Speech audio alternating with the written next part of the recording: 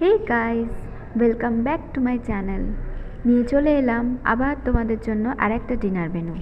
এখন শীতকাল, তোমরা কেমন আছো এই শীতে একটু জানিও। আর এখন এই শীতে নানা রকমের সবজিপাতি বাজারে ওঠে, তো হঠাৎ আমার মনে হলো ডিনারটা একটু স্পেশাল করা যাক।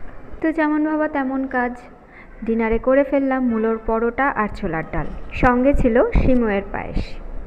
মূলো কিন্তু অনেকেই খেতে পছন্দ করে না তার গন্ধের জন্য, কিন্তু এই মূলোর পরোটা করলে এই মূলোর যে গন্ধটা আছে সেই গন্ধটা কিন্তু একদম থাকে না।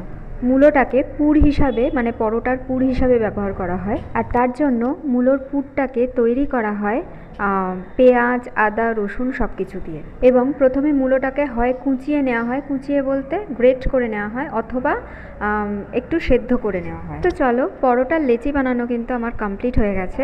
এবার ছোলার ডালটা একটু দেখে নিই। ছোলার ডালের জন্য আমি নারকোল কুচি দিয়ে নেব। তো ছোলার ডালের মধ্যে নারকোল কুচি কারা কারা খেতে ভালোবাসো বলো তো? আমার তো ভীষণ ভালো লাগে। প্রথমে নারকোলটাকে ভেজে নিই, তারপর ছোলার ডালটা তার মধ্যে দিয়ে দেওয়া হয়। তো দেখো, আমি কড়াইতে নারকোলটাকে ভেজে নিচ্ছি, এরপর আমি এর মধ্যে ছোলার ডালটা দিয়ে নেব।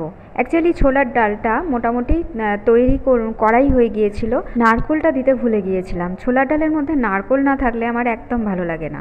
তো ছোলার ডালের সেই কারণে নারকোলটা ভেজে নিয়ে সেই নারকোলের মধ্যেই ছোলার ডালটা দিয়ে নিলাম। এবার এক এক করে আমি পরোটাগুলো বেলে নিচ্ছি। তো পরোটাগুলো এক এক করে হতে থাক, তোমাদের সঙ্গে আমি একটু গল্প করে নিই। এখন কিন্তু ঠান্ডা বেশ ভালোই পড়েছে। আমি তো বজবজ এলাকায় থাকি, অর্থাৎ বজবজ নুঙ্গিতে আমি থাকি। এখানে কিন্তু সন্ধ্যের পর অসম্ভব ঠান্ডা লাগে, আমার তো ভীষণ ঠান্ডা লাগে। স্কুল থেকে সন্ধ্যেবেলা বাড়িতে ফেরার পর আর যেন বেরোতেই ইচ্ছে করে না। কিন্তু ওই যে একটা টান আছে আমার, সেটা কোথায় তোমরা সবাই জানো, এক্সারসাইজ। এক্সারসাইজ না করলে যেন আমার দিনটাই কাটতে চায় না। সকালবেলা বিভিন্ন কাজ আর স্কুলে বেরোনোর জন্য আমার এক্সারসাইজ সকালবেলাটা হয়ে ওঠে না, সেই জন্য আমি সন্ধ্যেবেলাতে এক্সারসাইজ করতে যাই।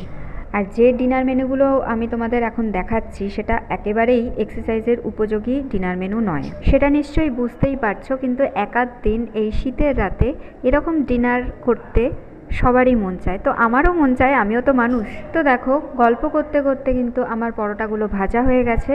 এবার ডালটায় আমি ফিনিশিং টাচ দেবো। দিয়ে দিলাম একটু ঘি, একটু ধনেপাতা আর কাঁচা লঙ্কা চেরা। এটা করলে ডালের স্বাদটা কিন্তু অসম্ভব পরিমাণে বেড়ে যায়।